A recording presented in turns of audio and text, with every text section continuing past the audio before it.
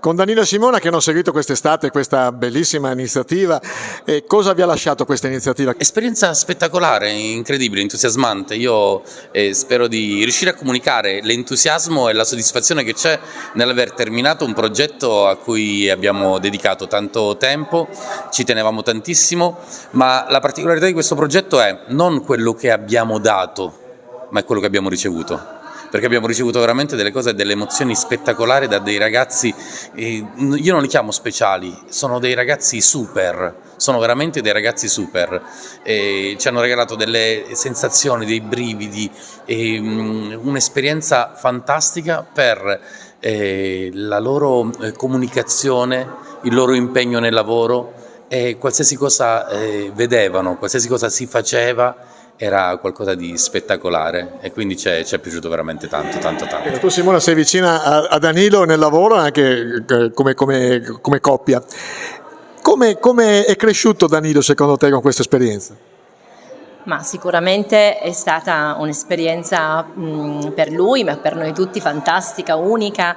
Lui è una persona molto sensibile, dunque si è trovato pienamente a suo agio nello svolgere, diciamo, questa attività particolare.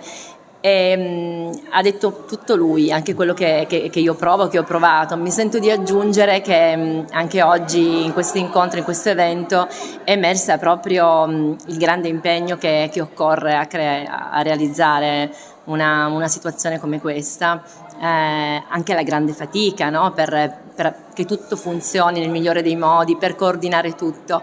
Ecco, quello che mi sento di aggiungere è che con la presenza di questi ragazzi, con quello che ci hanno dato, la fatica davvero l'abbiamo sentita pochissimo, quasi per niente, quindi credo sia un Il grande vero segreto segno. che traspare, quello che volevo comunicare principalmente, il vero segreto per approfondire un progetto del genere è veramente l'impegno e la passione che devi mettere e proferire all'interno di una cosa così. Non è un lavoro, lo fai per passione, veramente. Esatto, devi sì. mettere la tua anima, c'è del tuo all'interno. Quindi per noi questo non è stato né un lavoro, né un progetto, né qualcosa da portare a termine, è stato veramente un darsi, ma non l'abbiamo fatto soltanto noi, l'hanno fatto tutti i ragazzi che hanno collaborato con noi, non conoscevano orario, non conoscevano...